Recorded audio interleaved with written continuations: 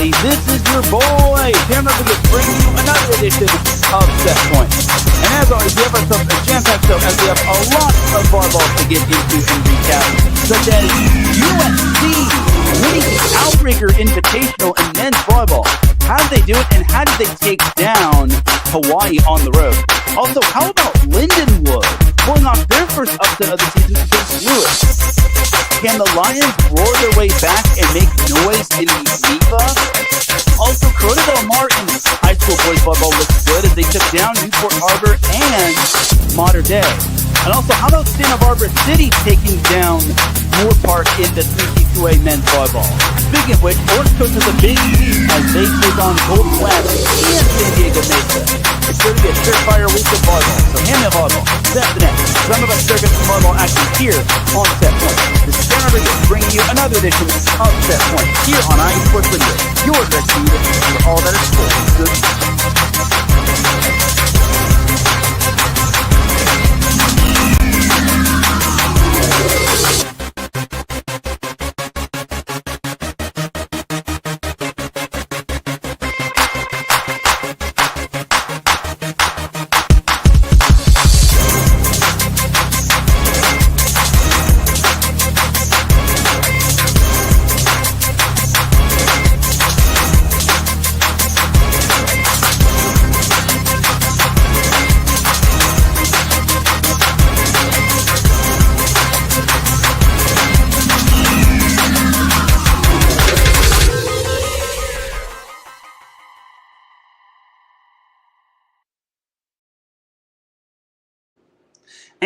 And welcome one, welcome all to another edition of Set Point.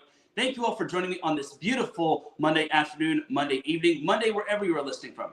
Either way, you've made your way into episode 290 of Set Point. And without any further delay, let us begin. But first and foremost, Set Point would not be where it's at without IE Sports Radio providing the platform to go live on StreamYard. Please do follow IE Sports Radio on several different social media platforms such as X, Instagram, TikTok, and Facebook. Also, make sure to subscribe to us on YouTube. We would greatly, greatly appreciate it. We're trying to reach 500 subscribers by the end of April. And with your help, we could definitely make that happen. And we're trying to reach 400 by the end of this month. So we only have 2 weeks to go. We know we can do it. And with your help, we can make it happen. Also, make sure to check us out on other podcast platforms such as Spreaker, Spotify, JioSaavn, iHeartRadio, Google Podcasts, Apple Podcasts, Spotify. The list goes on and on. Amazon Music, you name it. And make sure to check out our website, iesportsradio.com, for all of your latest sports news, our blog, our pages dedicated to each podcast, such as Set Point, our merchandise shop, where you can get t-shirts, tank tops, hoodies, and much more. Also, check out our Fans of the Month, and check out everything else on our website as well. For the last 10 years, IE Sports Radio has been bringing you amazing content, ranging from interviewing legendary athletes, coaches, and other authorized media personnel to building tailor-made shows dedicated to all major sports cities around the country. Thank you to everyone for all of your support and for making IE Sports Radio your direct feed for all that sports. A huge shout out to our sponsors, Planet Jerky, Premium Brisket Beef Jerky, Seal Video Wax Seals, Raw Nutrition Supplements, and Vital Apparel. Let's also have a little bit of a word from us as well. So without any further delay, let's get on in to our sponsors.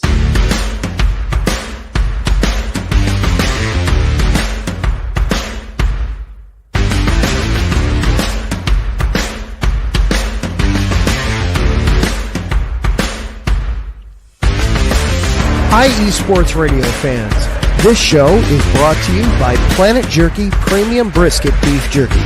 Planet Jerky is the official jerky of the 2022 California League champion Lake Elsinore Storm, Single A affiliate of the San Diego Padres. This all brisket jerky has gluten-free options, contains no MSG, no sodium nitrate, is low in sugar, and high in protein. Go to their website at planetjerky.net and follow them on Instagram at Planet Jerky. Planet Jerky, the jerky that's on a whole other planet.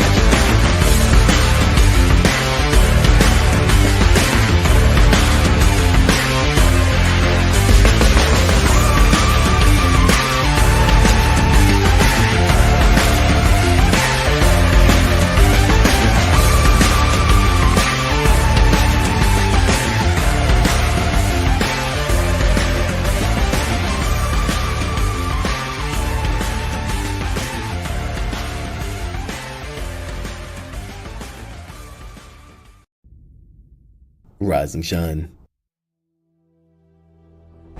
It's 4 a.m. The stars are still out. The sun is beneath the horizon, but it's time to punch in and go to work. The comfort of your warm-ups turns into the grinding out of your reps as the clinking and the clanking of the plates create a symphony of euphoria. There's no other feeling like it. Earn it, burn it, and take what's yours. IE Sports Radio has proudly partnered with Vital Apparel, a brand that not only fits great, but also promotes and donates to mental health research. Use our code IESR to get 15% off their comfortable and inspiring gym wear and help them on their amazing journey to support mental health. Go hard, take part in your iron therapy, and be strong. Because when your mental health is as strong as you are, there's no telling how far you'll go.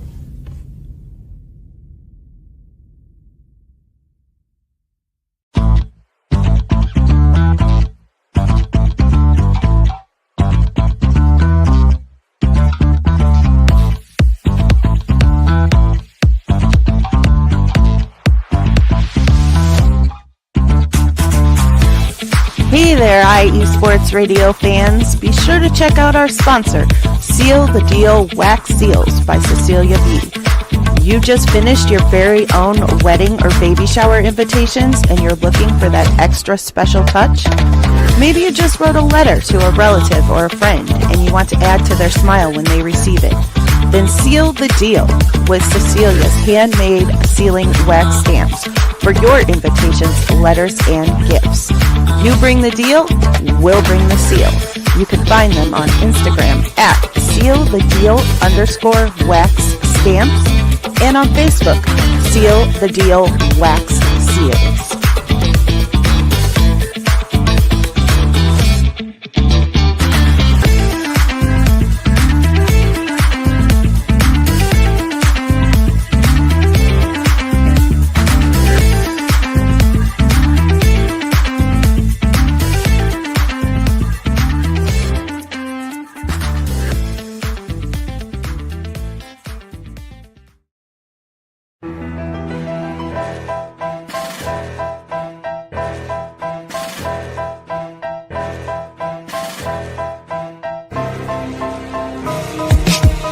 For the last 10 years, IE Sports Radio has been bringing you amazing content ranging from interviewing legendary athletes, coaches, and other authorized media personnel to building tailor-made shows dedicated to all major sports cities around the country.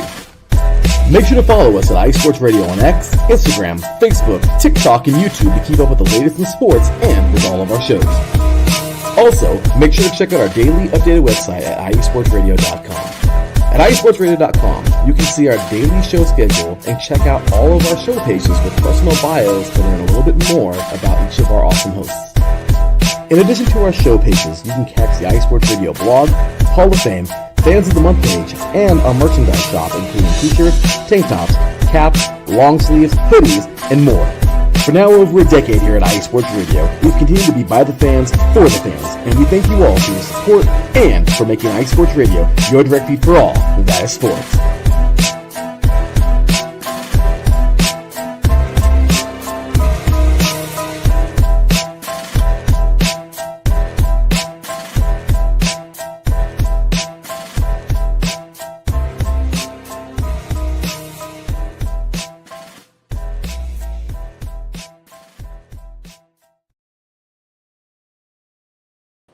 That's right, everybody. Definitely check out our amazing sponsors and check out our website, iesportsradio.com. Also, we have our most recent sponsor, Raw Nutrition Supplements. Go to rawnutrition.com, and if you use the promo code IESR, you will get 10% off your order. And the way you can follow SetPoint on social media is on Instagram at set_point IESR, which is starting to take off quite a bit. And the way you can follow me on X is at set_point IE. And you can follow me, the host, personally at Teran Rodriguez 1. Also, here is a link to the Supporters Club. If you do decide to be a member of the Supporters Club, it's also in the description of the show. It's only $5 a month, and you just need to sign up on Spreaker. And this will get you a shout out from every show. It'll get you the opportunity to be a guest on either the live show of SetPoint or SetPoint Extra Points, which is a pre-recorded show.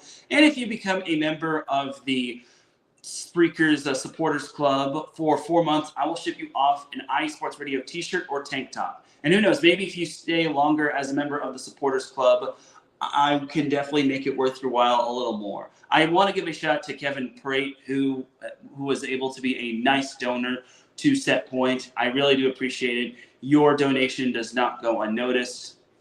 So I appreciate you, Kevin Prate. Definitely do check out Kevin Prate's work. It's Kevin, and then Prate is spelled Pratte. And he has a website called middlehitter.com, so definitely check it out.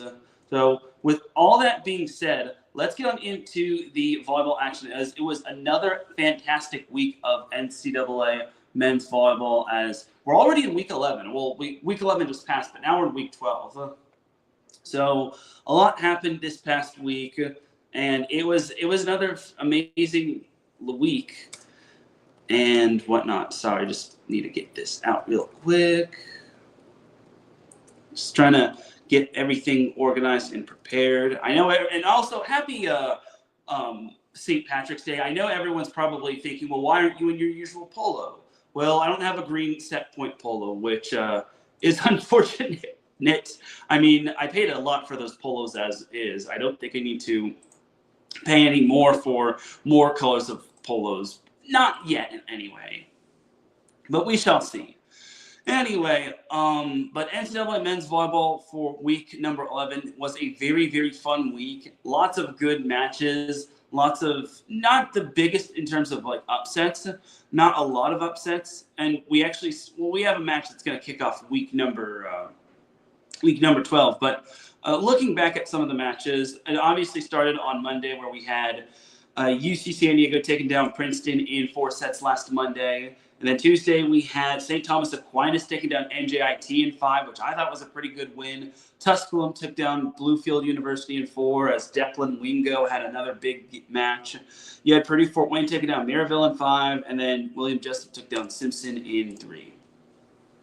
Jumping to Wednesday, then we got another big-time matchup. Princeton, I didn't know they were on spring break, but they were traveling to the West Coast for their little West Coast road trip part 2. They have a West Coast road trip to start the season, and then a West Coast road trip, I guess, this year for spring break. But I digress. But Princeton was in California, Southern California, throughout the entire week, as they took on CSUN. But the Matadors, the number 7 Matadors, took down the tied for number 19 Tigers in 4.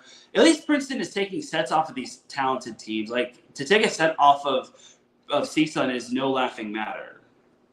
And then Tusculum took down Belmont Abbey in 4, as Declan Wingo had another big game. And then Thursday, we had the first big upset. We had Lindenwood, a team that had only 4 wins going into that match. They took down number 14 Lewis in 4 sets. This was their first ever ranked win, so a huge win for the Lions as they protected their home court. Ohio State took down Queens. UCLA took down Vanguard, as Brian Rofer, the head coach of the Lions, got to face his former team, or his alma mater. I'll get into the Outrigger Invitational a little later, but we also had Quincy taking down Missouri S&T in 5, which I thought was a solid win. Their outside hitter went off as well. So you had that right there. Then we jumped to Friday. We had George Mason taking down NJIT in EID action in 4 sets, which I thought was solid. Charleston took down Tusculum. Loyola Chicago took down Purdue Fort Wayne straight sets. Grand Canyon swept Concordia. This was a nice little top 15 matchup. We had number 9 Pepperdine taking down number 11 Stanford on the road in 4 sets. We had Long Beach State sweeping CSUN. This was such a huge win because the Beach, number 1 in the nation still, they took down the number 7 Matadors. And Moni Nikolov broke the single-season service ace record for Long Beach State, as he had 7 service aces in that match. So Moni Nikolov is making a strong push for the AVCA Freshman of the Year. Then you had UC San Diego taking down UC Santa Barbara in 4 sets again. And you had Belmont Abbey taking down Barton in 4 sets. So there you have it right there. Then we jumped to Saturday. We had Mount Olive sweeping Belmont Abbey in the first place battle of the Conference of Carolinas. That was a good win for Mount Olive. And don't look now, they're 13-2, and some are saying that they deserve to be ranked. More on that a little later. But we had Edward Waters sweeping Morehouse in a doubleheader. McKendree outlasted Lewis in five sets, which I thought was a good win for them. They continue to roll. They've won a program record 10 straight matches. McKendree, they're starting to look like a really good team. They are a really good team, but they're starting to look like the team that I thought they would be, and everyone thought that they would be. So great job to the Bearcats on that. UCLA swept Vanguard.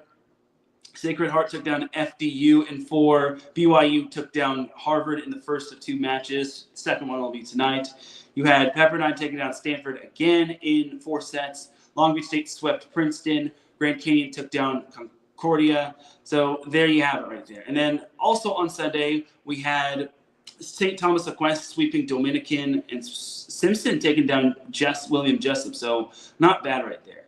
All right, now for the Outrigger Invitational. So first matchup we had was USC taking on Penn State. Round 2 between the Trojans and the Nittany Lions, where the Trojans wound up beating them in 4 sets in the Big Ten Challenge. This time around, the Trojans didn't need a 4th set. They just straight up swept Penn State. Just goes to show the depth of USC. I thought this was not televised, as it actually was live streamed through USC's Instagram story. So look, I'm all for, I understand why there's no television, but why can't we have this whole thing? Why can't this match be televised? And this always seems to happen when it comes to the Outrigger Invitational. Not all the matches will be nationally televised or televised at all. So it's unfortunate, but it is what it is. And then we also had Hawaii taking on number 12 Ball State, number 3 Hawaii taking on number 12 Ball State, where the Rainbow Warriors took down the Cardinals in straight sets. It was the first match back in Hawaii for Dolan Cruz since 2021, when his team took 2 matches off of Hawaii, so in the regular season. But there you have it right there. So that was that for the first day of the Outrigger Invitational. Second day, we had USC sweeping Ball State. Now, I kind of expected a little bit better from the Cardinals, but I will say USC just looked like a machine. It was tough to kind of really see all that much just because, again, it was live streamed via USC's Instagram. But honestly, USC just put on a show, and I'm surprised they took down Ball State in straight sets. But Ball State still probably has some players on IR. So it is what it is, but that's just the way the ball bounces. No pun intended. And then we had Hawaii sweeping Penn State, tied for number 19. Penn State taking on number 3 Hawaii, where number 3 Hawaii swept, tied for number 19 Penn State. Now, the second set, it looked like Penn State was about to lose that set, but I will also just say Hawaii is just so darn good. I think Penn State was up 24-22, and then Hawaii wound up winning the next 2 points, tied it up at 24 apiece, and eventually Hawaii wound up winning in overtime. I unfortunately did not get to see that matchup. I actually just fell asleep, and I had to make a point that I'm not going to be falling asleep when it comes to that, when it comes to another Hawaii match, especially the next match for Hawaii. Before we get on into Hawaii USC, we actually had one more match to start off day number 1 of the Outrigger Invitational, and that was number 12 Ball State taking on, tied for number 19 Penn State. This is actually a sneaky good matchup. Unfortunately, there was no television and there was no live stream, period, but it is what it is, as Ball State took down the Nittany Lions in straight sets, or I'm sorry, not straight sets, 5 sets. So that was actually the first match that did not get decided in straight sets. And it was the first and only 5-set match, which you're about to see a little bit later.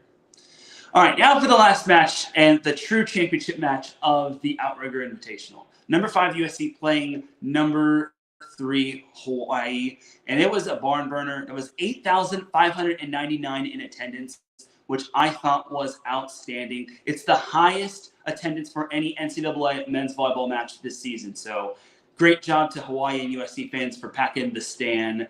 And I have a feeling that record is going to be broken a little bit later. Before I continue on with the USC-Hawaii match, I do need to pay tribute to a Hawaii sports writer pioneer in Cindy Lewis. So I actually met Cindy Lewis back in the Big West Conference Men's Volleyball Championships 2 years ago, and it was a true honor to meet her, and she was just loved and respected from every volleyball coach, whether it was Long Beach State or UC Irvine or Hawaii itself. But Cindy Louise passed away, which was very sad. This news was delivered a little later to me than expected, and man, this is such a tough loss. And that's another reason why I'm wearing this Hawaii shirt. Not just because it's St. Patrick's Day and I don't have any Set Point green polo shirts, but also just to pay tribute to Cindy Louise, as she covered a lot of Hawaii sports. She didn't just cover it for ESPN Honolulu or any sports, or she didn't just cover University of Hawaii. She covered all sorts of Hawaii sports all across the island. So I do need to pay tribute to Cindy Louise and keep my good friend Tiff Wells in your prayers. Please do keep him in your prayers as much as you possibly can. Hold on for a quick second.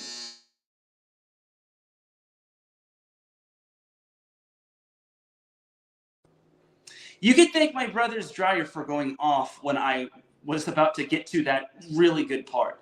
Thanks, brother's dryer of mine. Can't wait to actually not have to deal with that. But please do keep Tiff Wells in your thoughts and prayers. It would be greatly appreciated. He's a good friend of mine, and he is the son of Cindy Louise, and I can't imagine what he's going through right now. So please keep him in your prayers. Keep all of Cindy Louise's friends and family in your prayers. And let's have ourselves one more quick moment of silence for Cindy Louise right now.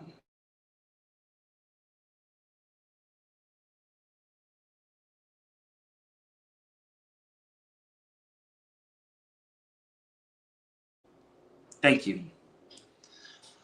All right. So on that note, let us continue. Let's honor her and recap this amazing matchup between Hawaii USC.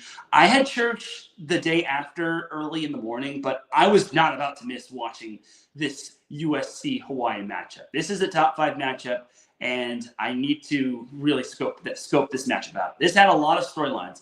Can Hawaii keep it going? Can USC break through and beat a top 5 opponent, which hadn't been done for them in a hot minute? Can Hawaii slow down the likes of Dylan Klein and Sterling Foley? Well, the first set, USC kind of got off to a little bit of a slow start, but eventually they wound up winning the first set 25-20. It was just strong serving from USC, and they are the #1 blocking team for a reason. And Dylan Klein, he went off. I should also make note that Jack Duker, who went to Punahou High School, and he's a native of Hawaii, he wound up having himself a big match as well. As the second set, he was just dealing aces like a Las Vegas dealer. And eventually USC wound up winning the second set 25-21. USC actually did get a little bit of a fight from Hawaii. Hawaii was trying to nip at their heels, but USC, being the talented team that they are, they just had the answer for them. It wasn't just Dylan Klein and Jack Duker. It was Sterling Foley. We also had Parker Tompkinson. Johnny Dykstra had himself a nice little match at libero as well, having to pass the ball against the likes of Christian Tatrisky, Adrian Rohr, Kurt Neuster, and both setters were amazing. Teran Rosenthal is a top 3 setter. I mean, if Jalen Reyes, the assistant coach for Nebraska, says so, he is indeed a top 3 setter. So Teran Rosenthal is 100% top 3 setter. You all can debate on where he's at in terms of 3, 2, and 1. You already know who number 2 and number 1 is in the top 3 as well. And I'm not putting Tread at 3 right now. I just think in no particular order, Teran Rosenthal is a top 3 setter. But Caleb Planchette also had a nice match. He set the offense really well for USC. But the third set, it looked like Hawaii got off to a nice little lead, and then USC managed to rally themselves back. And USC did have 2 match points, but Hawaii dodged them nicely. And eventually Hawaii they had 2 set points as well, and they eventually were able to clinched the match in overtime 28-26. Unfortunately, I did get the score wrong when I was live posting, but it is what it is. I was battling fatigue and sleepiness and whatnot. And then the fourth set, Hawaii tried to get off to a good start, but USC just got off to a better start. And even when Hawaii was challenging them, USC just had the answer, whether it was Duker, Klein, Foley, or Tompkinson. Eventually, USC wound up winning the fourth set 25-20, or I think it was 25-19, 25-20, but regardless, USC wound up winning the match as they actually wound it on a hitting error from Hawaii, but an amazing play from Sterling Foley as he just went diving for the ball and he just kept it up. And that was just an amazing play by Foley. All I got to say is holy moly, Sterling Foley. So anyway, USC broke through, and that was a big, big win for them. So my takeaway for the whole thing is, well, for that whole match is this: 8,599 in attendance. And I think the turnstile was like 7,400, but regardless, it was a fantastic match. And man, that attendance, it really makes me wish I could have gone to this match. Man, I really need to make a point to go to an Outrigger Invitational. It is what it is, and that's just how the ball bounces, and that's how the cookie crumbles. But for USC, my takeaway for them is this: they have now proven themselves as a contender. It's time to buy more stock into them. It's time to put them in the contender category. It's time to really take USC seriously. Now, this is where having the NCAA tournament or the National Collegiate Men's Volleyball Tournament is such a drag, because there's only 2 at-larges and 6 automatic qualifiers, being the Conference of Carolinas, the SIAC, the EIVA, the MIVA, the Big West, and the MPSF. And then there's 2 at-larges. Only 2 at-larges, meaning it's going to be between Hawaii, UC Irvine, USC, and probably the runner-up from the MIVA, whether it's either Loyola of Chicago or McKendree. But this is why NCAA men's volleyball needs to get their you-know-what together. This is why NCAA needs to get their you-know-what together altogether, just because this is really hurting the game. Like, we're going to be missing out on 1, if not 2, maybe 3 really good teams not making the National Collegiate Tournament. And also BYU is up there in terms of talent as well. So this is a problem for NCAA men's volleyball, that there's just not enough spots to showcase a really good tournament. And also and I know I'm rambling on about this, and we've beaten this dead horse enough as is, but this is 8 teams just doesn't feel like it's enough. At least expand it to 12. Just please and thank you, NCAA. All right, but back to USC. USC is definitely a contender. And the crazy part about it is they have a bye this week. They only have 2 more road matches. One is against Pepperdine, and the other is against UCLA. They don't have to go outside of Southern California for a match. They don't have to fly out. They don't have to do anything. It's just a quick bus ride away. They just have to, when playing Pepperdine, they're going to be going down the 405 or PCH. And then when they play UCLA, it's only going to be like a 15-minute bus ride.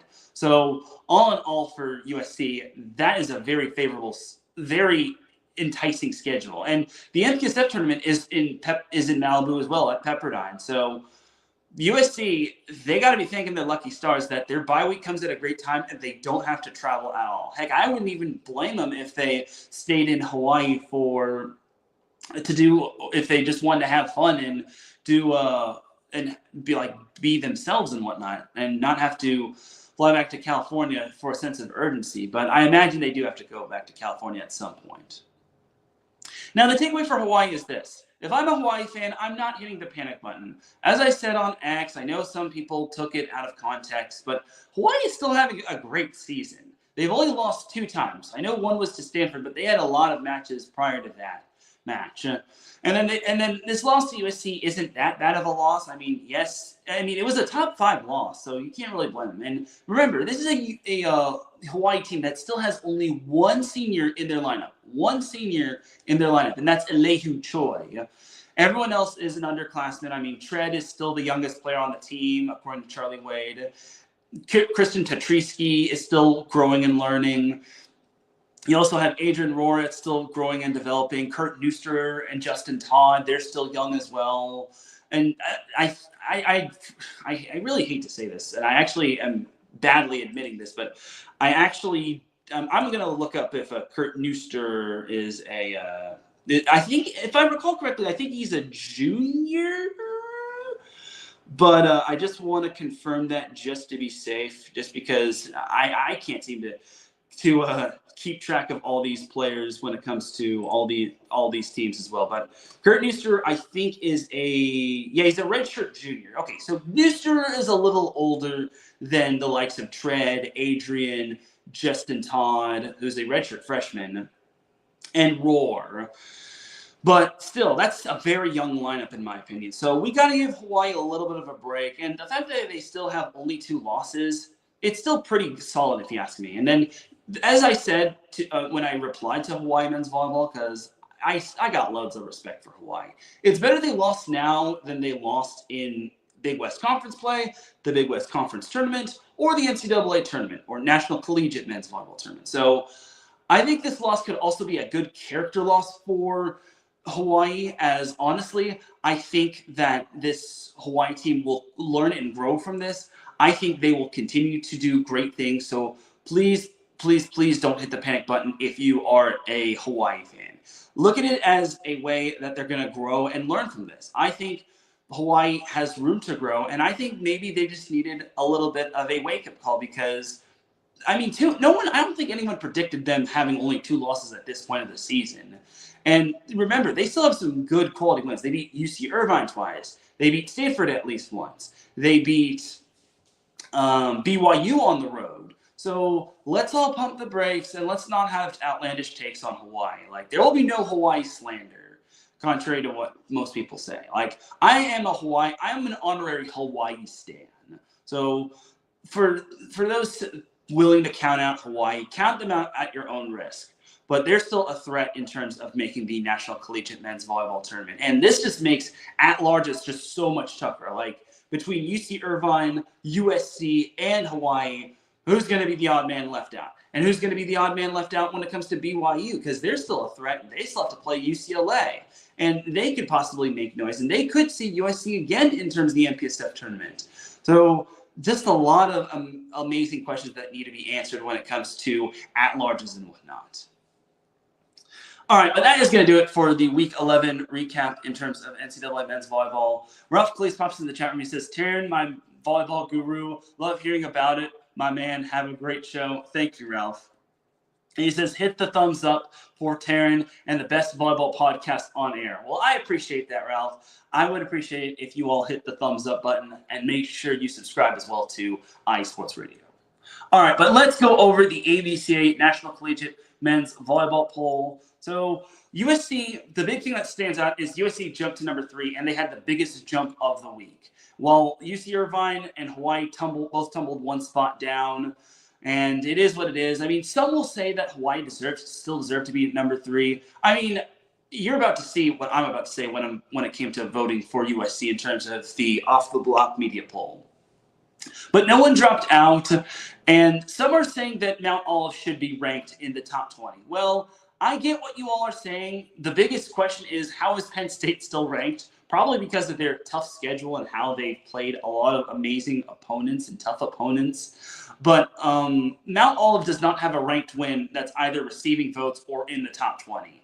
Their 2 losses are a 5-set loss to Lewis, which that's not too bad. But remember, Lewis did lose to a sub-500 Lindenwood team, which did push Hawaii, but still, they lost to a sub-500 Lindenwood team that had 0 ranked wins going in. And then they also got swept by Loyola Chicago. So before we all start saying Mount Olive should be ranked, they got to get some help along the way. They got to make sure that Penn State loses. They got to make sure Princeton loses, and then George Mason loses because they have more votes than Mount Olive. But if all that happens, then Mount Olive could maybe wiggle their way into the top 20. Another way Mount Olive could make it into the top 20 is if they run the table, which includes beating Lincoln Memorial, which jumped up 1 spot this week. So Lincoln Memorial, I mean, they've only lost once, and that was to UC San Diego. So we'll see if Lincoln Memorial does lose along the way, but I don't know. It's just a little, chances are Lincoln Memorial might still be rolling at that point. So Lincoln Memorial did jump up to number 16, by the way, but not too much movement. No one dropped out and whatnot. So there you have it right there for the ABCA Men's National Collegiate Poll. So off the block media poll from last week. So last week, Long Beach State still remained number 1. They got all the first place votes from that poll as well as the collegiate poll. UCLA is 2, Hawaii was 3, UC Irvine 4, USC 5, CSUN 6, BYU 7, Loyola 8, McKendree 9, and Pepperdine 10. So who I voted for, I really want to put McKendree ahead of Pepperdine, but then I realized Pepperdine did push Long Beach State to 5, so I kind of got to factor that in as well. I kept CSUN at 8. I I mean, CSUN doesn't have any bad losses. And then I still kept Loyola at 7. And then BYU and up above, I still remained the same. And then who I voted for this week's Off the Block media poll, oh boy. Well, I'm prepared for all of the Hawaii hate. I put USC at 3 instead of putting I really want to keep Hawaii at 3, but I put USC at 3 just because their only 2 losses are to UC Irvine, which lost twice to Hawaii, which lost to USC. And I mean, yes, USC did have to go. There is one thing that UCI, USC, and Hawaii have in common is that they all beat BYU twice. And one of the matches was a 5-set win, and the other match was a 3-set win. So, actually, no. I'm sorry. I take that back. Hawaii did have to beat BYU on the road in 4 sets the second go around. I'm sorry, BYU fans. Don't kill me. But, yeah, I put USC at 3. I put Hawaii at 4, UC Irvine 5. I put CSUN at 7 just because I still think CSUN, even though they lost to USC, they're still having a good season. They don't have any bad losses to teams outside of the top 10. BYU, I still put at 6. Loyola, I put at 8. McKendree, I put at 9 this time around. And then even though Pepperdine did just beat Stanford twice, I still put them at 10. I think McKendree is still deserving of the number 9 spot and over Pepperdine. So there you have it right there. So now let's jump on into the NCAA Week 12 preview, or Week 11, depending on what your point of view is. I still count Week 2 as an actual week. I know there's no AVCA poll, but Week 2 of the NCAA men's volleyball season does count in its own week. There's no such thing as Week 1B. So let's get this straight. Anyway, so we start off the week on St. Patrick's Day with a nice little matchup right here. Harvard at number 6 BYU. I think that could be a sneaky good matchup, but let's keep it a buck. BYU is just too good for Hawaii. But this could be a nice little character match right there for Harvard, especially since the EIVA is so wide open. I mean, there's no clear-cut winner when it comes to the EIVA. I mean, I thought Penn State would still win it, but you have but Penn State still isn't. I don't think Penn State is any invincible by any means. They are nowhere near the team that they were the past few years. And then we jump to Tuesday. So Tuesday, we don't have anything worth noting. I mean, Mount Olive plays Barton. If they still want to be ranked, they got to beat Barton. Then Wednesday, we have Lindenwood at McKendree. All right, well, I want to see if Lindenwood can actually be the one that cools off McKendree. Last time these two teams played, McKendree beat them in 5. But this time, it's going to be in Lebanon. It's not going to be in Missouri. So we shall see what McKendree has in store for us. I mean, they've won 10 straight, most likely going to be 11, but do not count out Lindenwood. They've won 2 straight. They took down Quincy and Lewis last week. I know that's not anything to write home about, but that's still pretty darn good for a Lindenwood team still trying to find their bearings and coming off of probably their first undefeated week in a hot minute. But now we jump to Thursday. Now we get to some of the goodie matchups. So starting off with a non-conference matchup, we have CSUN at Lewis. Number 7 CSUN taking on number 15 Lewis. All right, well, I want to see Lewis bouncing back from their loss against McKendree. I want to see them actually registering a top 10 win. They do have a top 10 win over Loyola Chicago, but when it comes to that matchup, all bets are off. So CSUN, they need to get up off the mat after they lost after they lost to Long Beach State. But we'll see. I mean, Lewis is a tough place to win at. Lewis is nowhere near easy to win at just because it's kind of like a little bit of an old school gym. There's not a lot of seating. No offense to Lewis by any means. So there you have it right there. Then you have Ohio State at Loyola Chicago. That's going to be a fun matchup right there just because Loyola still is in contention for the MIVA championship in terms of the regular season.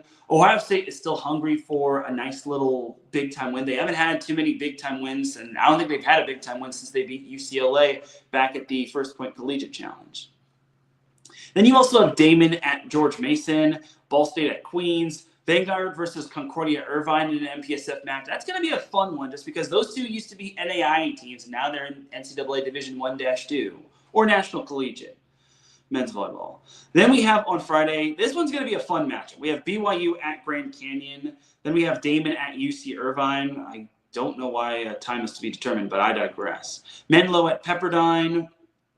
Mount Olive at Lees McRae again. And if Mount Olive wants to be ranked, they got to win the matchups that they're supposed to win. Purdue Fort Wayne at Quincy.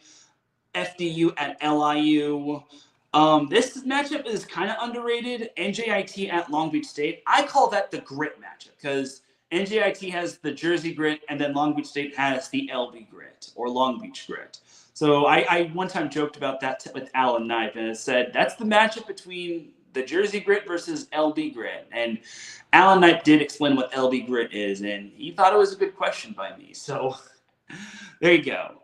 Okay, but also on Friday, this is the match of the night and probably the series of the week. BYU at Grand Canyon. The two teams I'm guessing will also play on Saturday, which I am 99.9999999% that is going to be correct, and it is. So both those two teams play each other on Saturday, just like NJIT and Long Beach State. But that's going to be a fun matchup. If BYU wants to keep pace by finishing third in the MPSF, this is the matchup that they need to win. And I think this would be a very big win for BYU winning on the road in Grand Canyon. I think they can do so. If they can continue to serve tough, and if Keone Tim or Thim, one white fan told me that it's pronounced Tim. Other people call him Thim. I just call him Keone him because he is him. Anyway, but as long as BYU just stays consistent with like Luke Benson, Mix Romanes, Keone Thim, I think BYU can win this one fairly easily because Grand Canyon lost the majority of their team from last year. So I'd be stunned if BYU wound up losing at least once against Grand Canyon. Maybe it's because Grand Canyon has a purple out, but I just don't see BYU losing. All right, for the other Saturday matches, we have Damon at Princeton. That's a sneaky good matchup right there. I think that could probably be one to watch for if you're someone by the name of, Mount Olive, who is probably nipping at the heels of wanting to be ranked. Speaking of Mount Olive, they play at King of Tennessee. Again, you want to be ranked, got to win the matches that you're supposed to win.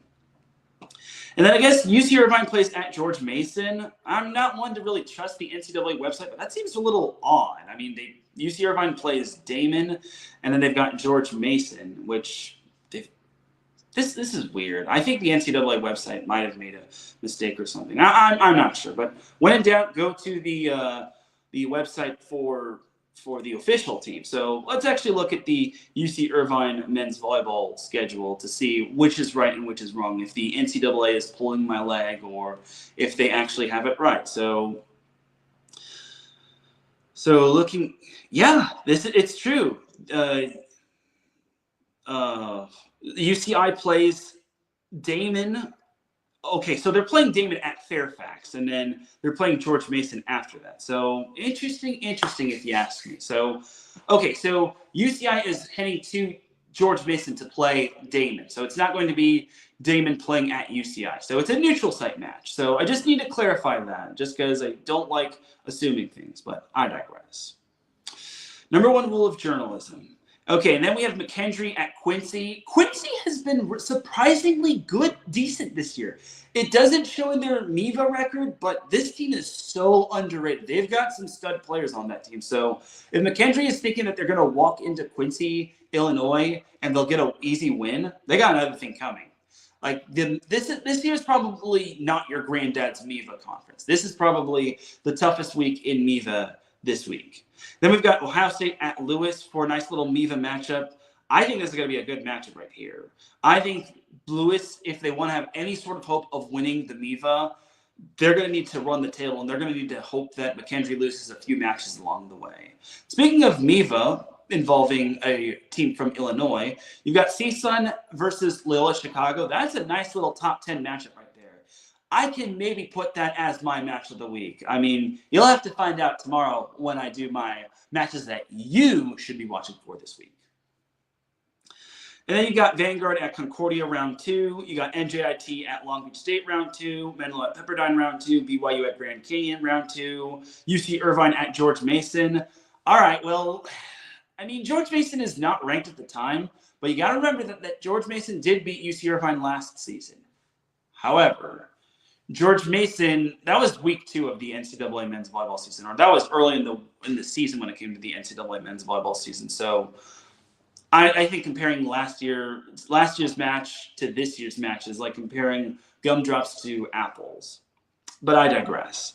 All right, but that is going to do it for the NCAA Week 12 preview. We're already 45 minutes in. Gee, many Christmas. All right, so let's talk a little NCAA beach volleyball, and then we will head on into a little bit of a commercial breaky break.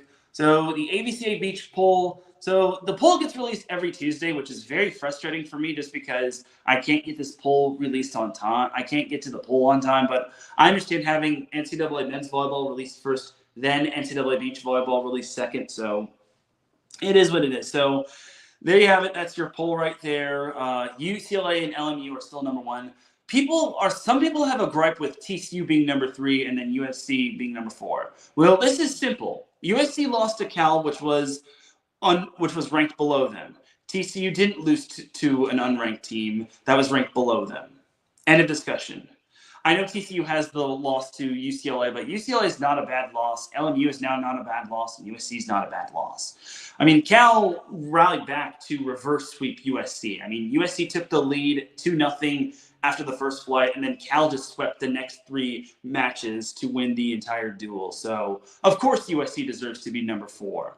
But I think USC will figure things out. My fear for USC is this week they kind of had a little bit of a blip. Not a blip, but a near blip, which we're about to get into in a little bit. But that's pretty much your top 20 that's on the ticker right there.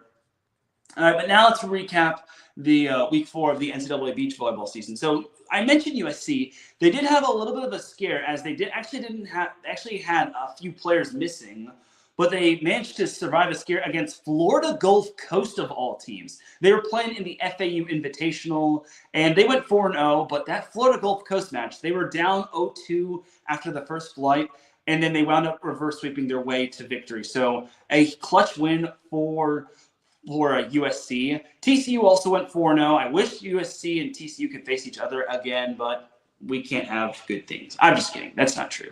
And then we had the East meets West Invitational at Manhattan Beach, where Texas actually pulled off a nice little win, their highest ranked win in program history, as they took down number 7 Cal, I think on day 2 of the Invitational. So you're probably wondering, well, why is that a big win? Well, Cal just recently beat USC.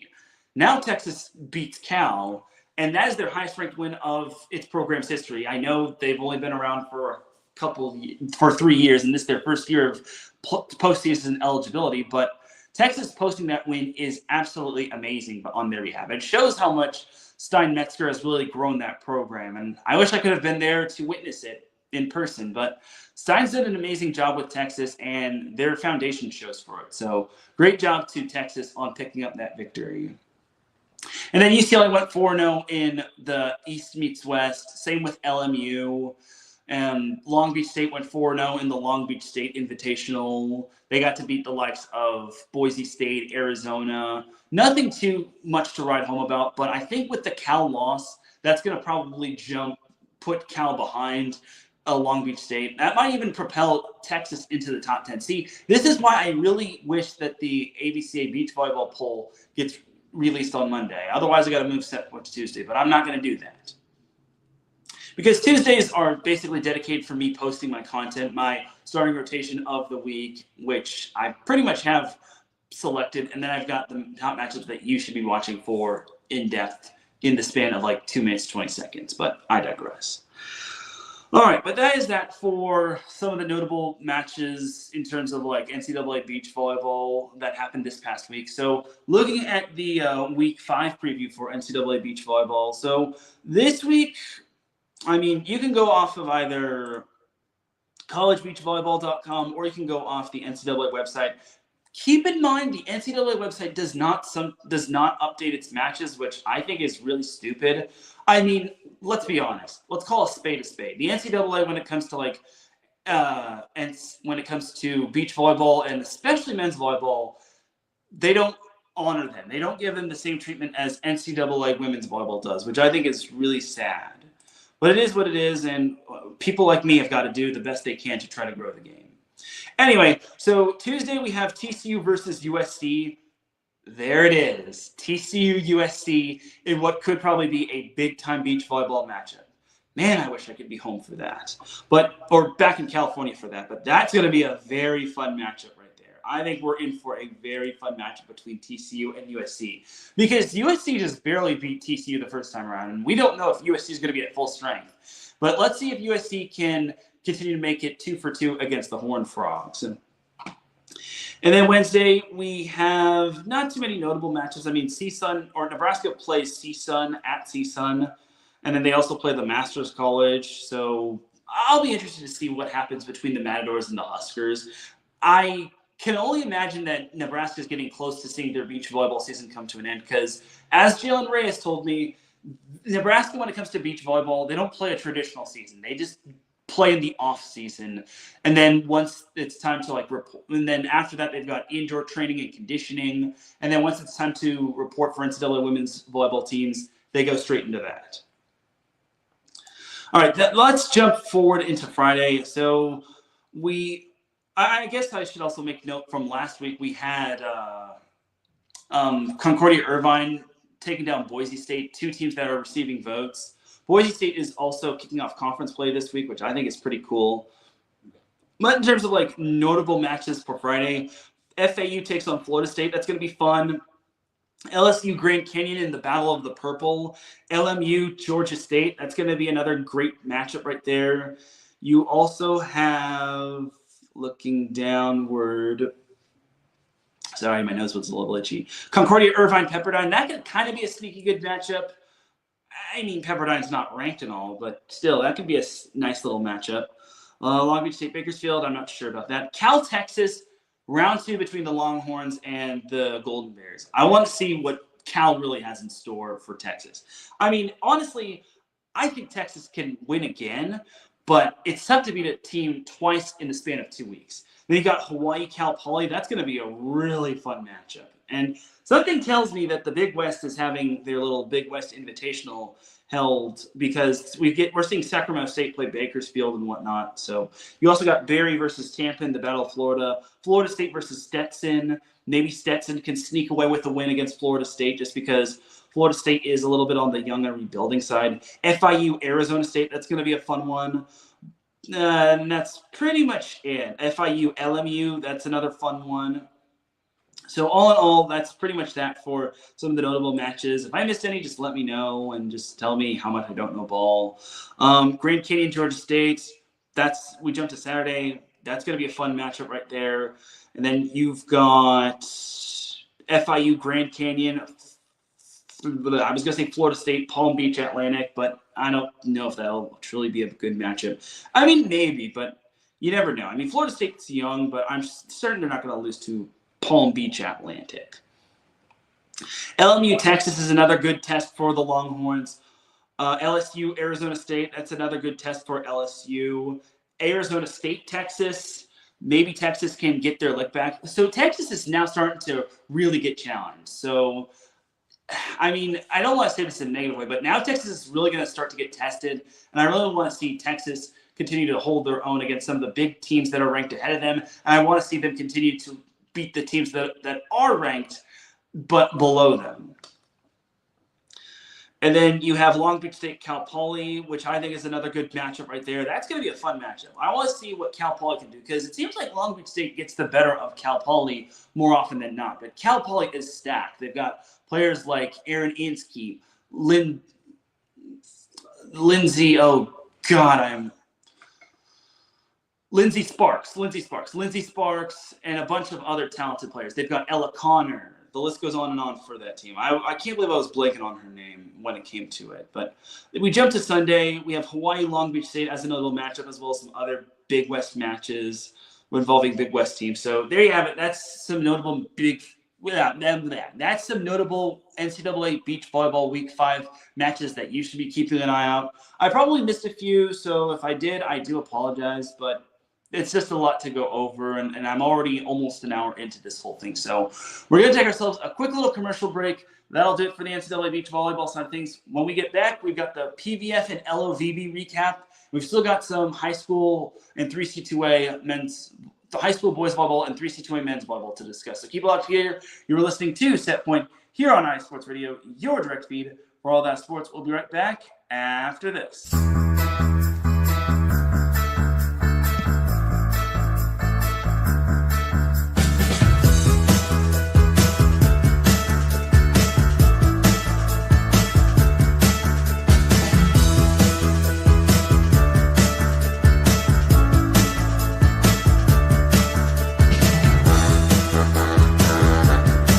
What's up, New York? This is Ricky K coming at you with the NY State of Sports, a new show here on IE Sports Radio, your direct feed for all that is sports.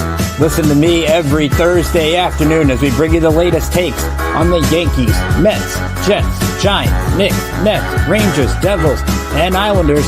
Plus, you get some college hoops and what's the local sports events going on in the area. It's a state that never sleeps, so why not get the opinions and sports takes that never sleep? Again, every Thursday, 2 p.m. to the NY State of Sports. We'll see you then.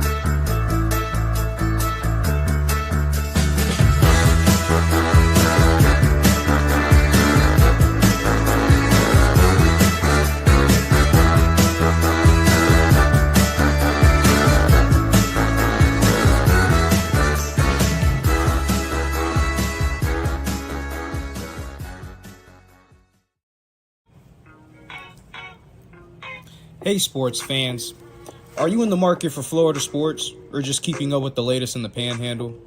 Palm Tree Sports is a dedicated audio hub to all things sports in the Sunshine State.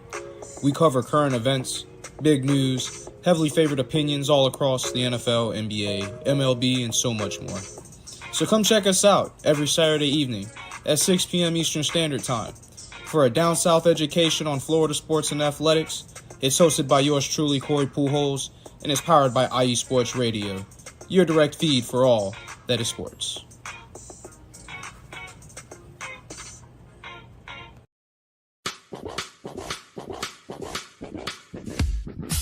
Hello, sports fans. It's me, your boy Larry B, and I want to walk you through the world of sports.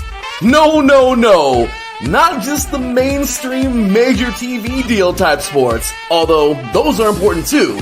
But let me be your guide through your journey of all sports, from college to the pros, the minors, and everything in between.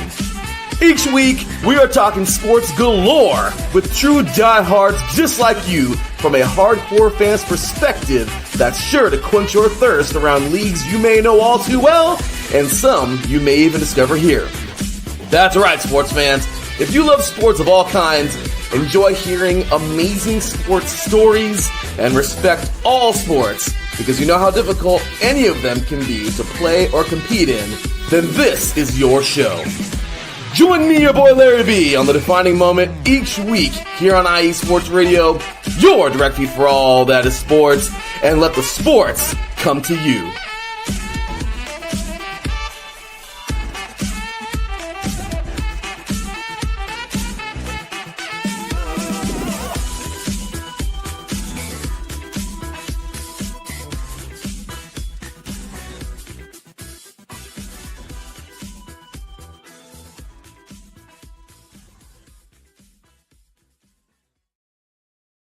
Back with segment number 2 of Set Point here on IE Sports Radio, your direct feed for all that sports. Definitely check out our amazing shows, especially the defining moment is the flagship show of IE Sports Radio, your direct feed for all that sports. And shout out to Larry B for bringing that show back and talking some NCAA men's volleyball and some NCAA beach volleyball. Greatly appreciated, LB. But let's get on into some Pro Volleyball Federation. So we already had week 10 of the PVF, which I think is pretty darn cool if you ask me.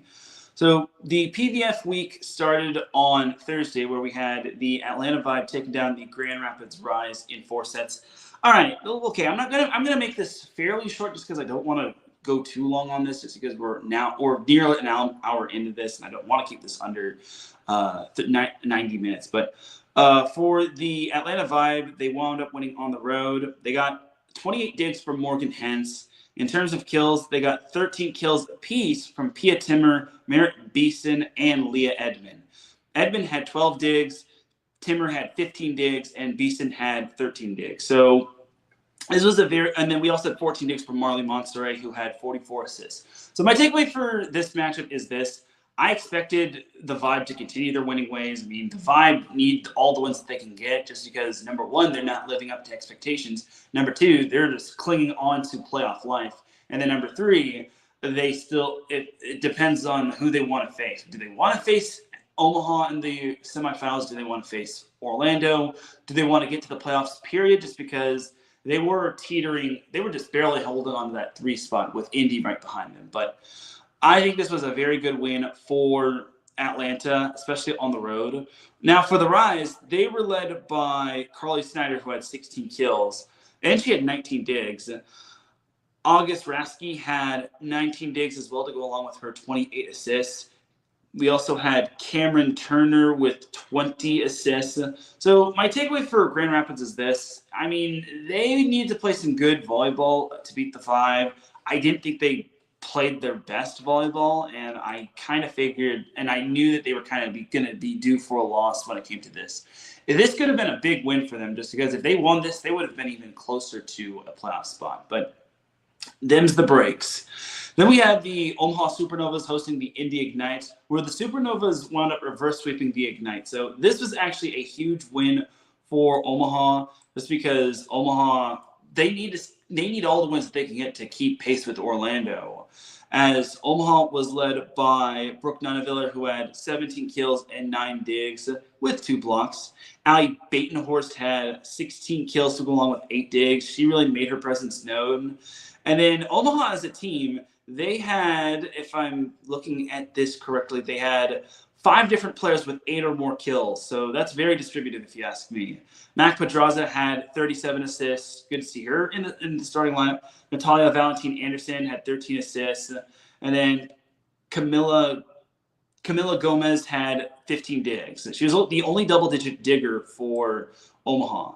So my takeaway for Omaha is this. This win couldn't have come at a better time because you're about to see that win is going to make a massive difference. Now for Indy, unfortunately, them losing is just unfortunate, especially when they needed a big time win. They still have yet to beat the Omaha Supernovas, and it sucks because Sydney Hilly is facing her former team, and sadly, she still has yet to beat her former team. Hilly had 61 assists and 8 digs.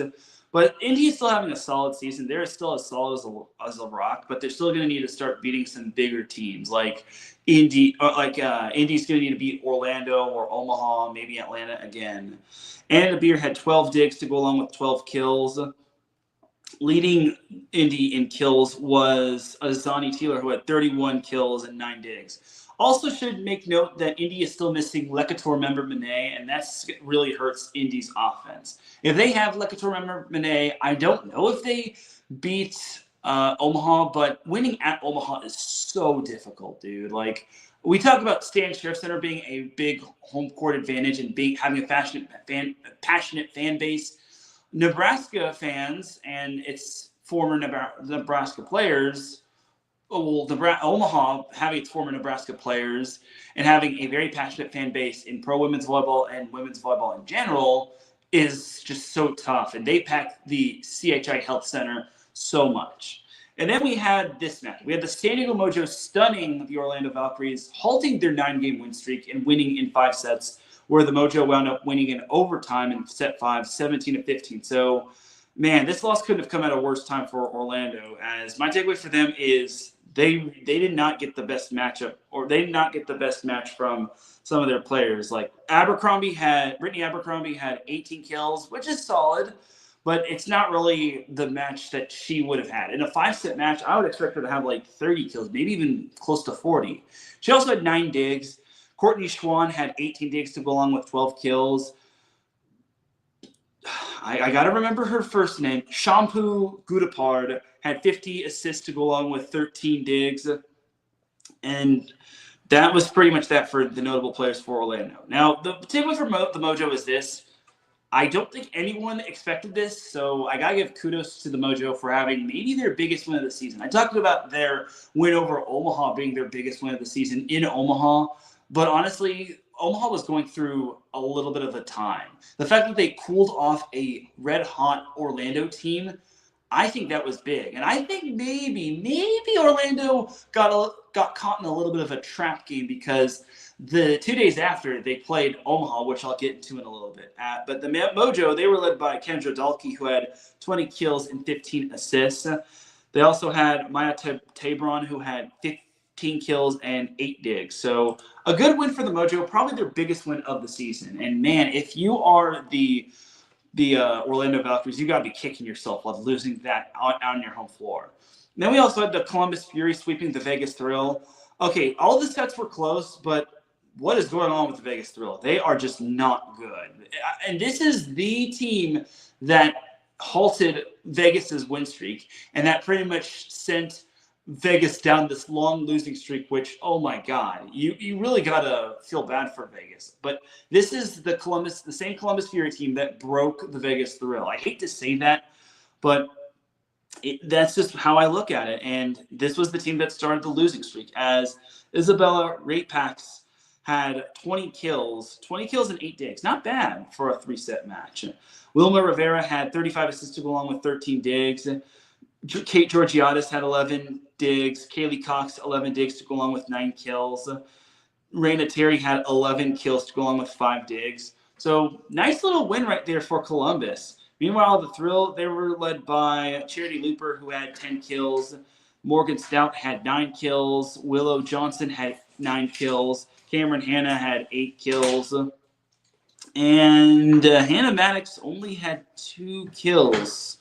Now she didn't play set 3, so I hope to all that is holy that she did not get hurt. Like that would be so saddening if she got hurt. But she is kind of the heartbeat of that team, so maybe she just had a bad night and she just needed to have some rest. But I digress. Anyway, so moving on to Saturday, we don't have. Oh, I probably need to refresh this. I'm sorry, y'all, but yeah, there we go. There are the scores and stats. So Indy Ignite took on the Grand Rapids Rise, and kind of like I predicted, the Ignite took down the Rise in 4 sets.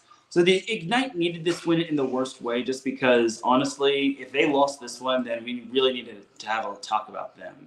Anyway, Carly Scott had 15 kills. Anna DeBeer had 13 kills to go along with 11 digs. Azani Taylor had 11 kills as well. For Grand Rapids, you already know what I'm about to say. This was kind of they're in a transition year as is. They're in a little bit of a rebuild year. Carly Snyder led the way for them with 18 kills and 11 digs. Paige Briggs Romine had 9 kills. It wasn't enough. August Rasky had 36 assists as well. So there you have it. Anyway, so moving forward, we had the Atlanta Vibe outlasting the San Diego Mojo in 5 sets. This time, the Mojo did not have the 5-set magic, as they actually got reverse swept, and they lost in set 5 in overtime, 16-14. So Atlanta needed this win in a much-needed way, as they were led by Pia Timmer, who had 17 kills. 14 kills apiece went to Leah Edmond and Corey Lewis. And again, Atlanta needs all the wins that they can get to stay in 3rd place, because Indy was slipping, and you're about to see that win could come into play. Now, for the Mojo, they are just not having the season that they want, and this match kind of best describes their season. Maya Tabron led the way for the Mojo with 20 kills and 12 digs. They also got 15 kills apiece from Kendra Dalkey and Ronica Stone. They also got 21 kills from Dalkey, which I thought was pretty darn good. Marie Shara Venegas had 18 digs. Dayoung Lee had 54 assists to go along with 16 digs, but it was not enough, as they wound up losing. And then we had the match of the weekend and match of the week and match of the everything. The Orlando Valkyries hosting the Omaha Supernovas, where the Supernovas wound up taking down the Valkyries in 4 sets. So this was the battle for first place. If Orlando won, then they would be back in first place. If Omaha won, then they would have a 1.5 grip on first place over Orlando. So Omaha, my takeaway for them is this. They're back. They're back to being in first place. And I don't think they're going anywhere unless they somehow lose. They're like, Omaha just plays smart volleyball in the PVF. as Allie Batenhorst led the way with 22 kills and 8 digs. Camila Gomez had 22 digs. Brooke Nuneviller had 18 digs to go along with 16 kills, which I thought was pretty cool. You also had 9 kills from Kelsey Payne. So when other players are stepping up for Brooke Nuneviller, and it's not just Brooke Nuneviller having to carry the team, that's what makes Omaha super scary. And they also snapped a 2-game skid against the Orlando Valkyries, as Orlando was led by, wait for it, Brittany Abercrombie, who had 13 kills and 10 digs. So she had a double-double. Kaz Brown had 11 kills. They got 11 digs from Adora Ane, 45 assists from Champu Gudapard, as well as 9 digs.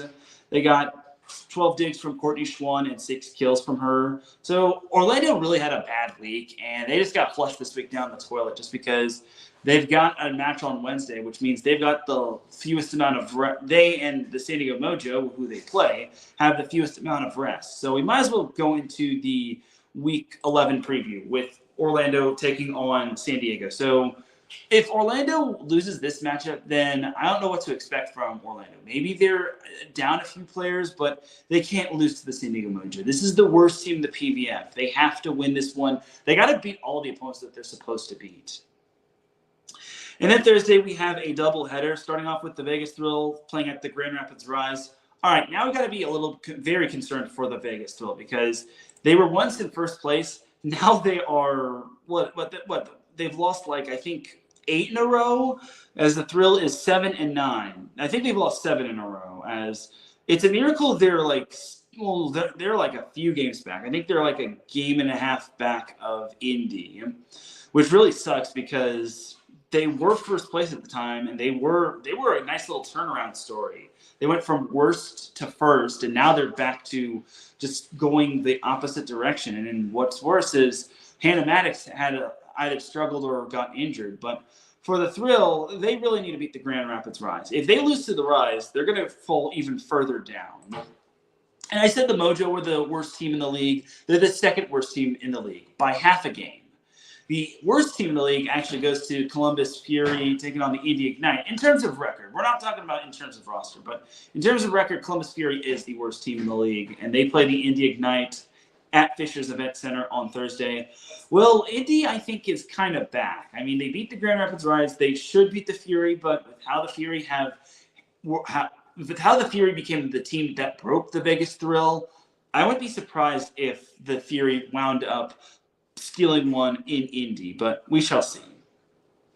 Friday, we have the Orlando Valkyries taking on the Atlanta Vibe. So remember when I said Orlando Valkyries losing to the Omaha Supernovas and the Vibe wind up winning, and the Vibe winning last week could come into play?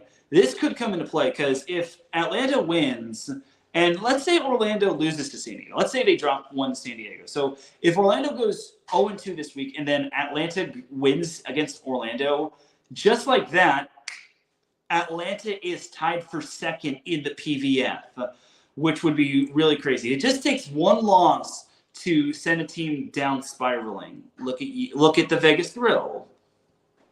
But yeah, I think this could be a very enticing matchup on Friday. And then on Saturday, we have the Indy Ignite playing at the Omaha Supernovas. Man, the Indy Ignite, hopefully for their sake, they can figure out what they did correctly to maintain the 2-0 lead and not lose it. But they have to play at CHI Health Center, and they're going to be played on FS1. And I think Omaha might have found their starting rotation with Allie Batenhorst because they know Brooke Nuneviller cannot carry that team every single night. But with Allie Batenhorst in the fold, I think that Omaha is going to be a much deadlier team. And then closing off the week on Sunday, we have the Atlanta Vibe at the Columbus Fury. Man, the Atlanta Vibe, and if the Atlanta Vibe win not only on Friday, but if they win on Sunday, they can even jump Orlando. So if there's ever a fan of the San Diego Mojo this week, it's the Atlanta Vibe. So Atlanta Vibe, again, they're if they go 2-0 this week and then Orlando goes 0-2, Atlanta takes over second place, which would mean a very large gap from second place to first place when it comes to the Omaha Supernovas in first place. So there you go right there. That's pretty much all the PVF matches right there. But do keep an eye on the Orlando Thrill, or not the Orlando Thrill, the Orlando Valkyries taking on the Atlanta Vibe. So there's that right there. All right, now let's jump on into some LOVB. I really do want to skim through this really quick. I'd hate to just give you all the Diet Coke version, but kind of we're already an hour and 15 minutes into this thing, which really sucks. But week 10 got started with LOVB Madison hosting LOVB Omaha, and Madison wound up taking down Omaha in 4 sets. So my takeaway for this matchup is this. LOVB Madison went from worst team in the league to now looking really scary. They're starting to become the LOVB Madison team that we all imagined they would be, with all the talent and Matt Furbringer being a very good head coach. I think Madison is the best turnaround story in LOVB. And you're about to see, in terms of the standings, they're not too far off from being in first place, or at least in second place. I'm sorry. Now, for Omaha, I don't know what's going on with them. They just continue to spiral out of control, and it just looked the same way against Madison. I mean, the first 2 sets, they got thumped 25-16 and 25-17. They needed overtime to take that 3rd set, and then the 4th set, they looked like they were gassed after that 4th set. Probably, I mean, you would think after winning a set like set 3, where they could have stolen some momentum going into set 4, they would probably have that edge, but I just don't understand what's going on with Omaha. I mean, they got to figure this out ASAP, because this weekend they're actually hosting the Weekend with LOVB, or Weekend with Love. And this weekend they're hosting Weekend with LOVB. Last weekend, Weekend with LOVB went to Houston, where LOVB Houston took down LOVB Omaha in 5 sets, which I thought was a huge win for Houston. They're getting closer to locking up the 2 seed at the very least, if not getting closer to the 1 seed. But we shall see what happens with LOVB Atlanta. I mean, LOVB Atlanta, I know they had a little bit of trouble with an official. I mean, their coach was arguing at one point in the 5th set, but that's still no excuse. I mean, we can't blame the officials for everything. We can only go so far in blaming the officials for anything, or for anything and everything. But I just think that LOVB Atlanta kind of caught LOVB Houston on a little bit of a hot streak, and that's probably the team that is the team to beat as of late. So I think for everyone, they got to keep Houston on the radar. But Atlanta did bounce back with a 5-set win over LOVB Salt Lake. So even though they were on less than 24 hours of rest, LOVB Atlanta took down LOVB Salt Lake, and that was a much-needed win, just because if they lost that one, then we kind of got to wonder what would happen. What can Houston start to surge? And speaking of LOVB Houston, they wound up winning their 2nd match as they took down LOVB Austin in the Texas 2-step in 4 sets. So don't look now, but LOVB Houston could actually pose a threat to possibly, hence the word possibly, stealing the number 1 seed, or getting close to the number 1 seed, which I think that could be very enticing to watch for. I think that could definitely be something to watch for in terms of the standings. And why are my standings not loading? In terms of the LOVB the website, God, yeah, LOV. Oh, now it wants to load the standings, but okay, here we go. So looking at the LOVB week 11 in the terms of the standings, LOVB Atlanta is still in first place. They're 10-3. Houston is only 2 matches back, or 2 games back, as they are 8-5. While LOVB Madison and LOVB Salt Lake are 5-7. You got to remember, LOVB Madison has won 4 straight matches after they were 1-7 at one point, and they were coming off of a 6th place finish in the LOVB Classic in Kansas City. And then LOVB Salt Lake, like I mentioned, they are at 5-7 as well. They were coming off of that tough loss to Atlanta. LOVB Austin is 4-7, as well as LOVB Omaha. I mean, Austin has lost 3 straight, while Omaha, I don't remember how much they've lost. I think they've lost excluding the LOVB Classic, they've lost, I think, 5, if not 6 matches in a row. I'd have to go back and see, but Omaha is in a world of trouble. But this week they host LOVB Weekend with LOVB. But first, the week 11 kicks off with LOVB Madison taking on LOVB Salt Lake. Well, Red Hot Madison takes on still trying to find their bearings Salt Lake. I think for Madison, they're on the road, and they don't have any more home matches. So this is going to be their first true test. This is going to be their first litmus test on if they can continue to play good volleyball because they've won 4 straight, but now they don't have the luxury of playing at home anymore. And then for Salt Lake, we'll see if they can continue, if they can get back on track after losing the heartbreaker to Atlanta. Then we jump to weekend with LOVB at Omaha. So LOVB Omaha takes on LOVB Austin in the Battle of the Bottom. Well, I will say this. If LOVB cannot win at home against Austin, then I am very concerned for Omaha. I mean, this can't get much easier. I mean, maybe I'm missing something, but this can't get any easier of a win than this. I mean, or if there's ever a game or ever a match that Omaha should be winning, it's this one. Because, again, this is the battle of last place here. So I really want to see Omaha showing me something. And then the doubleheader on Saturday, we have LOVB Atlanta taking on LOVB Austin. Man, Austin caught the short end of the stick because they've got less than 24 hours rest, because after they take on Austin, less than 24 hours after they take on Omaha, they take on Austin. So we'll see what Austin can do. I mean, they're tied for last with Omaha, so here's hoping that they find the inner attrition to take down Atlanta and Omaha, because they take on the last place team and the first place team. But knowing Omaha, LOVB Omaha, they're going to be dangerous because they're going to be super hungry for a win. And then to close off weekend with LOVB and week 11 altogether, you've got LOVB Houston playing at LOVB Omaha. Well, Houston has kind of been red hot as of late, but I really want to see what they can do in terms of facing this Omaha team, because it's never easy to win at Omaha. Houston has won 2 straight, and good for them. But at the same time, I really want to see them winning a true road matchup against a true passionate fan base. So I'm certain Omaha fans are going to be packing weekend with LOVB, not just on the first day, but on the second day as well. So we shall see what happens, but Omaha is in desperation mode right here. They need to win, and maybe they'll be playing their best volleyball come the playoffs and whatnot. Playoffs? Because every team makes the playoffs. It's just that the top 2 seeds get a bye, and then it's 3 versus 6, 4 versus 5, and then so on and so forth. All right, but that is that for LOVB's Week 10 recap and Week 11 preview. We're going to take one last commercial break. When we come back, we've got some high school boys volleyball to discuss, and we've got some 3C2A men's volleyball to discuss. So keep it locked here. You were listening to Set Point here on IE Sports Radio, your direct feed for all that sports. We'll be right back after this.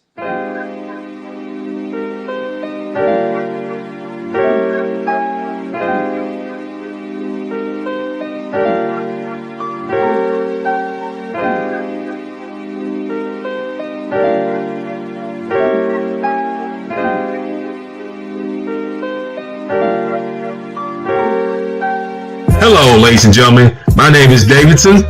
It's your boy, Dentarius Lava. And we are the hosts of Fast Break here on IE Sports Radio, where we discuss everything in the world of basketball from prep to the pros. You guys should definitely check us out, man. Sunday, 8 p.m. Eastern, 5 p.m. Pacific. We got all the basketball information you guys need, so we look forward to you guys listening in. And please do, because we are the best basketball show on this side of the Mississippi. And please do check us out on Twitter at FastBreakISR. D-Lock, where's our time again? 8 p.m. Eastern, 5 p.m. Pacific. That gives you guys plenty of time on a Sunday. Tune in.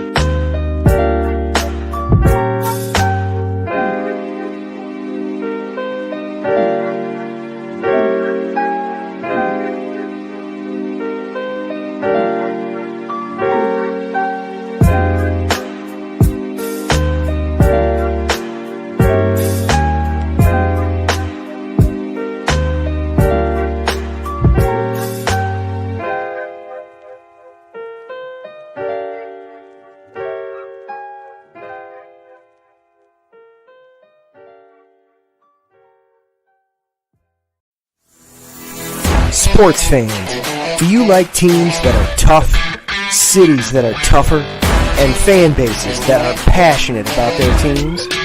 How about teams that are historic and stadiums that are iconic? Then you belong in Chicago, and you need to check out Chi-Town Weekly. Join me, Adam Kernan, every week as we keep up with all things Chicago sports. Bears, Bulls, Blackhawks, Cubs, White Sox. We'll cover them all, plus more. The Windy City is always buzzing, and we'll keep you up on all the big games and major stories. So tune in to Chi-Town Weekly every week right here on IE Sports Radio, your direct feed for all that is sports.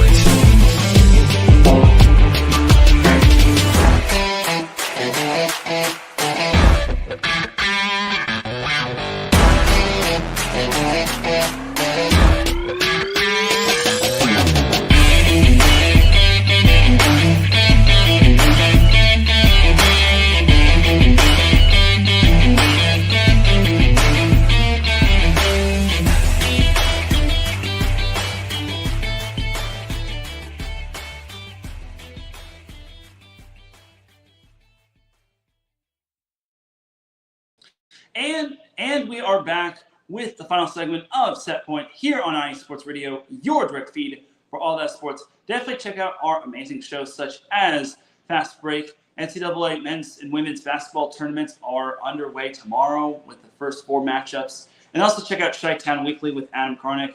I can't guarantee he'll talk Loyola Chicago or Lewis men's volleyball, but definitely check it out if you're a Chicago sports fan. All right, but let's talk some 3C2A men's volleyball. So we had quite an eventful week last week, as we have a big week this week, as the first half of conference play is about to conclude, which I think is going to be pretty awesome if you ask me. So we had Long Beach City outlasting Santa Monica in 5 sets. We had Orange Coast sweeping Santiago Canyon, who's still without a win, unfortunately. We had San Diego Mesa sweeping San Diego Miramar at San Diego Mesa. We had LA Pierce sweeping Antelope Valley. Fullerton took down El Camino in 4. This was the big stunner. Santa Barbara City took down Moore Park in 4 sets. It's actually a live stream recap on the Santa Barbara City website. You just got to go to the Santa Barbara men's volleyball schedule, and then you will see a video, and then just follow that and just follow the instructions, and then poof. Then you had Golden West taking down Irvine Valley. Golden West actually held Irvine Valley to 4 points in one of the sets. The sets were decided, I think it was actually 14. I think this might be an error on the 3C2A, so my apologies. So 3C2A, you got to fix this. So according to the 3C2A, Golden West beat Irvine Valley 25-4 in set 2, which I don't think is true. I think that's an error on the part of the 3C2A, as Golden West swept Irvine Valley 25-15, 25-14, and 25-17. Wait a minute. There's no way. It says so in the box score. Something's not right here. Something ain't right. Something ain't right. And dang it, I'm about to find out what. No, I don't want to print. And we're going to close this out. Like there's no way Irvine Valley only scored 4 points. I mean, I know they're not as good as they were. Like, I don't know. I don't know what to expect. I don't know what to believe anymore when it comes to Golden West and IVC in terms of men's. I don't know what to expect in terms of like the 3C2A or the NCAA and men's volleyball or NCAA and beach volleyball. I don't know what to expect just because nobody seems to get anything correct. I don't think IVC wound up scoring only 4 points. Like I would be stunned if that was the actual case. Like I would be stunned. There's just no way. Like, I mean, there's a live stream to that, but I just don't see that happening. I mean, I will fully confirm this to be correct, and this isn't the right one. This is, what the heck? Why did it take me to this website? I'm sorry at this point, but I just need to I just need confirmation. And okay, I'm looking at the wrong one, and yeah, the same thing. There's just no way. And IVC had 9 kills in set 2. Someone is making things up. IVC did not lose set 2 25-4. Rory Jones, if you are somehow listening to this, or Keith Shackelford, if you're somehow listening to this, get on the phone, make the correction of set 2, because IVC did not lose set 2 by the score of 25-4. It must have been 25-14, and then someone didn't press the 1 button, which ironically enough kind of happened to me earlier today, but I digress. Anyway, before I lose my mind, yeah, IVC got swept by Golden West because Golden West is still a pretty darn good men's volleyball team. And then Palomar took down Grossmont in 5 sets at Grossmont. So there you go. Okay. Calm down, Teran. Anyway, anyone with the stats login, please log in and then just please fill everything out correctly. Anyway, so Santa Monica swept El Camino. Santa Barbara City took down Antelope Valley in 4. Orange Coast took down Irvine Valley 25-9, 25-19, and 25-16. Now, that I can confirm. IVC did lose that first set 25-9.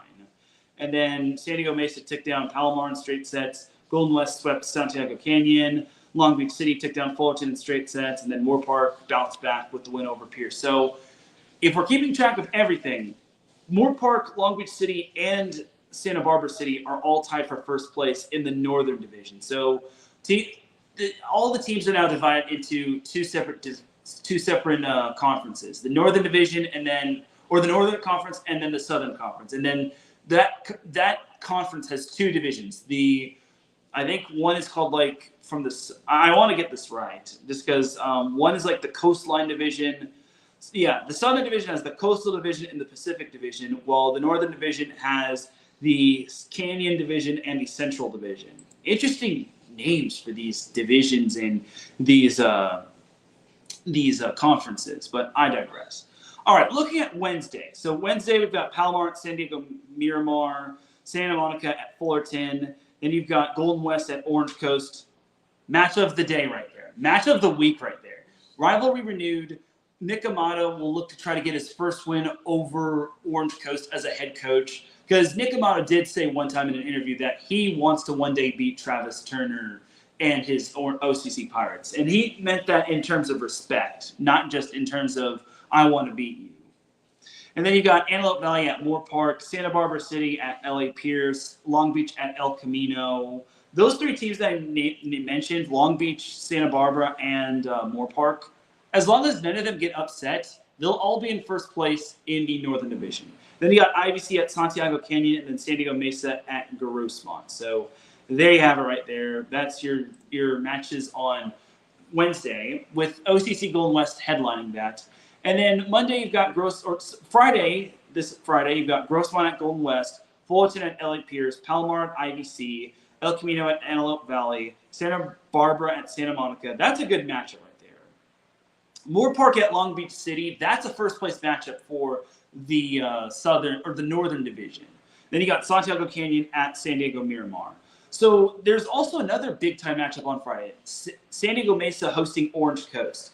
Now, let's say Orange Coast beats Golden West. This could be another first place showdown. And Orange Coast did get the better of San Diego Mesa at Orange Coast, but this time OCC has to go on the road to take on San Diego Mesa. So we will see what the Olympians have in store for the Pirates. I mean, OCC, I think, is playing better volleyball.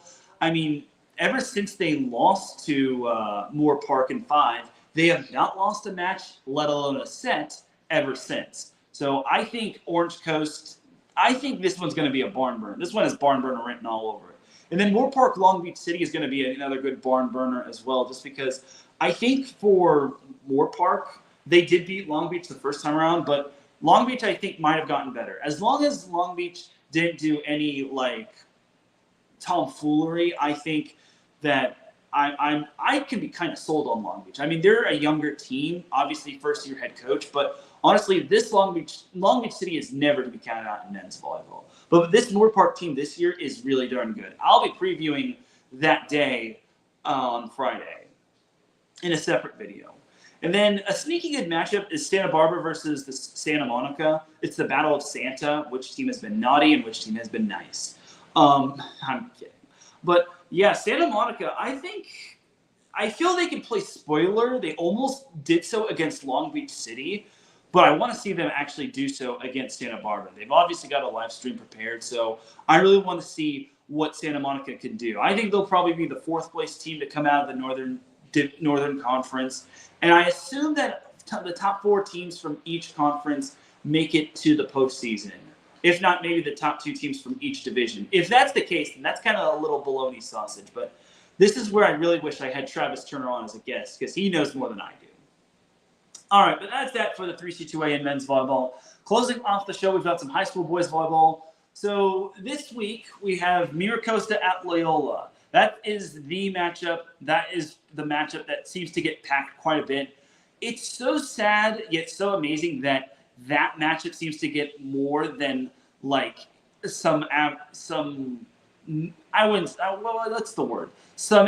men's volleyball matches. I mean, some NCAA men's volleyball matches get like 2,000, maybe 3,000, but this match seems to get like 2,000. Keep in mind, this is a high school boys volleyball match in California, Southern California.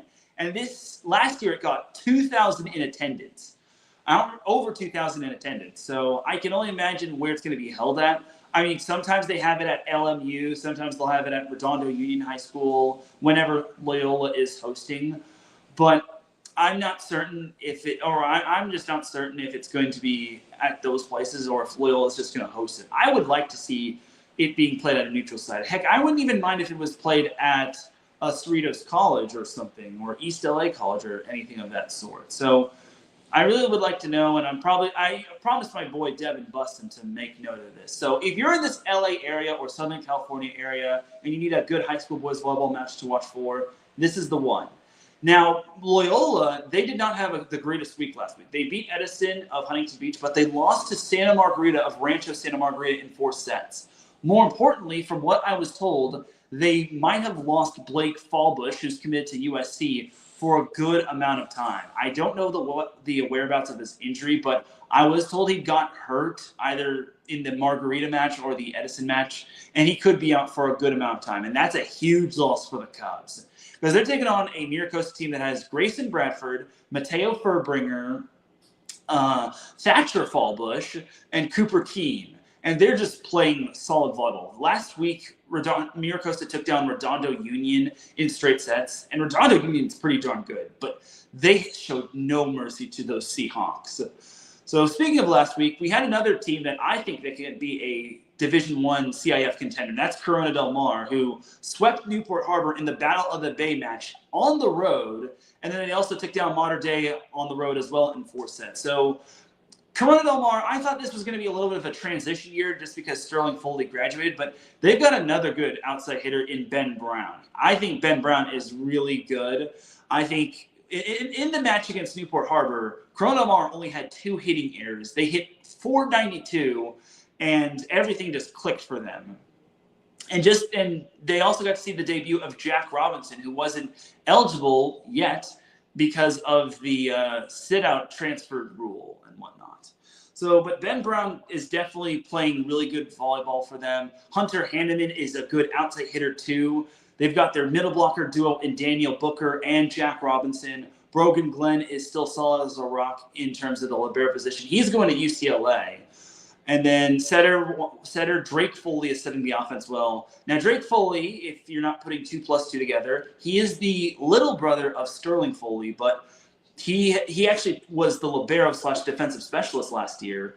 Well, actually, he was more defensive specialist, but now he has transitioned into the setter position, which I think is really incredible. And it just shows that the Foleys are built different. So Corona Del Mar, keep an eye out on that for that team. They're getting progressively better, and they could pose a threat in terms of CIF Southern Section Division I.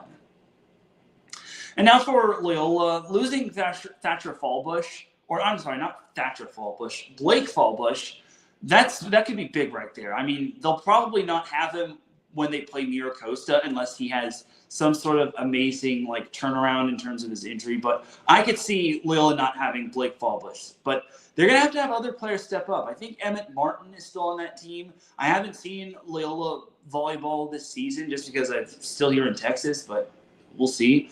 But Loyola really needs to turn it around. And this match against Miracosta could decide a lot. If Costa wins, then I could see Costa as the number 1 seed unless they lose some time along the way. If Loyola wins and then they don't lose at any point along the way, which that would be amazing, then I could see Loyola as the 1 seed. But Miracosta looks really good. And I think that loss to Loyola in the Best of the West tournament championship, I think is going to pay dividends. And I think might have been a good character builder. So I think for Miracosta, if I had to pick a winner, I'd probably say Miracosta wins. But at the same time, you never can count out Loyola just because they are well coached by former set point guest Michael Boley, and they still got some good stud players outside of Blake Fallbush. But for the time being, I think Miracosta would be more than likely to win this matchup. Also, keep an eye on Huntington Beach because this week they played Newport Harbor, and they've also got the Rocky Chiarelli Invitational, which has 3 teams facing one another. And it's for a good cause. It's to honor the late Rocky Chiarelli, former Huntington Beach standout and former Long Beach State men's volleyball player. So you have that right there. And Huntington Beach plays Newport Harbor on Wednesday and then a Redondo Union on Friday, which I think it's going to be a big-time matchup for the Oilers. And I really think that could really test them. Then that matchup and Newport Harbor is going to really test them this week. And then the other 2 matches in the Rocky Chiarelli Invitational are Tesoro versus Edison and then Newport Harbor versus San Clemente. For those that actually are in the Huntington Beach area or Southern California area, that's for you all to know. All right, but that is going to do it for the high school boys volleyball scene. And ladies and gentlemen, that's going to do it for this week's episode of Set Point. I really appreciate you all tuning in. Like I said, please keep my good friend Tiff Wells and as well as Cindy Luis's friends and family in your prayers, just because it's so heartbreaking that we lost Cindy Luis yesterday. It was so saddening. And my thoughts and prayers are out to Tiff Wells and all of Cindy Luis's friends and family. So I really do appreciate everybody tuning in. For everyone here at IE Sports Radio, this is Teran Rodriguez signing off. Have yourself an amazing week. Enjoy all the volleyball action, whether it's collegiate, professional, or high school. I'll see you all on Friday for the SoCal Supreme Sports Show. Have yourself an amazing week. And have a happy and safe St. Patrick's Day. Peace.